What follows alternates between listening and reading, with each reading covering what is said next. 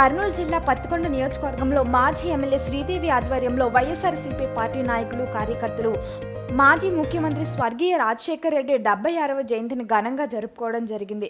ఈ కార్యక్రమంలో మాజీ ఎమ్మెల్యే కంగాటి శ్రీదేవి మాట్లాడుతూ, రాజశేఖర్ రెడ్డి ముఖ్యమంత్రిగా ఉన్నప్పుడు కేంద్ర ప్రభుత్వంతో పోరాడి రాష్ట్రానికి కావాల్సిన నిధులను సమకూర్చేవాడని, రాష్ట్ర అభివృద్ధికి బాగా తోడ్పడ్డారని, అందుకే ఆయన రాష్ట్రంలో చేసిన సేవలను ఇంతవరకు ఏ పేదవాడు మరవలేదని, అలాగే పేదల కోసం ఆరోగ్యశ్రీని తెచ్చిన ఘనత దేశంలోనే నెంబర్ 1 ముఖ్యమంత్రిగా మన రాష్ట్రంలో నిలిచాడని, పేదవారిని రైతులుగా తీర్చిదిద్దిన ఘనత ఒక రాజశేఖర్ రెడ్డికి దక్కిందని, అలాగే రాజశేఖర్ రెడ్డి చేసిన అభివృద్ధి కన్నా రాజశేఖర్ రెడ్డి తనయుడు మాజీ ముఖ్యమంత్రి జగన్ చేసిన అభివృద్ధి గొప్పగా ఆంధ్రప్రదేశ్లో జరిగిందని మాజీ ఎమ్మెల్యే శ్రీదేవి తెలియజేయడం జరిగింది.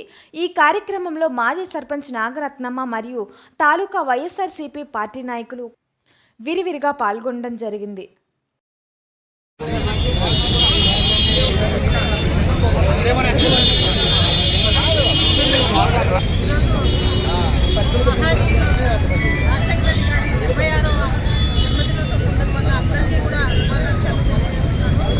చాలా హ్యాపీ డే ఈరోజు. కానీ రాజశేఖర రెడ్డి గారు ఈరోజు త్వరలో లేకపోయినా కూడా ఆయన జ్ఞాపకాలు, ఆయన చేసిన పనులన్నీ కూడా ప్రతి గుండెల్లో ఈరోజు ఒక గుండెగా నిలిచిపోయిన వ్యక్తి రాజశేఖర రెడ్డి గారు.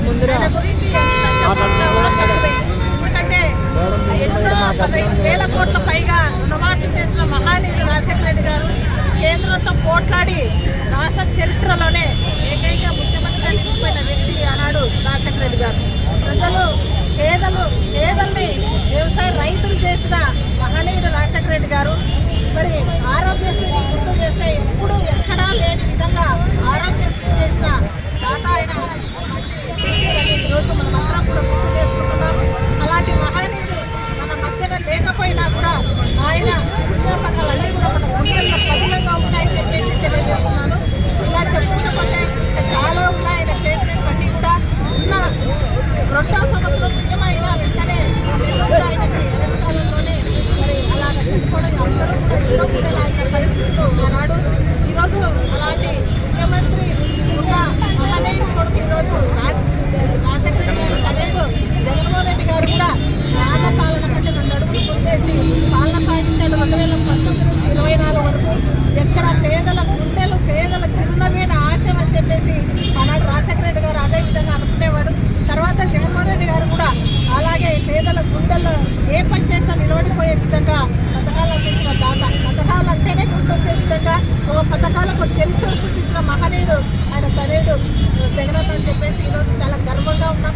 ఎప్పుడు అర్ధరాత్రి తలుపు తట్టి ఓటు అడిగే హక్కు ఒక వైఎస్ఆర్సీపీకే ఉందని చెప్పేసి అలాంటి మహనీయుడు కొడుకు మనకి మళ్ళీ కూడా సేవ్ చేసుకోవాలని చెప్పేసి మిమ్మల్ని అందరినీ కోరుకుంటూ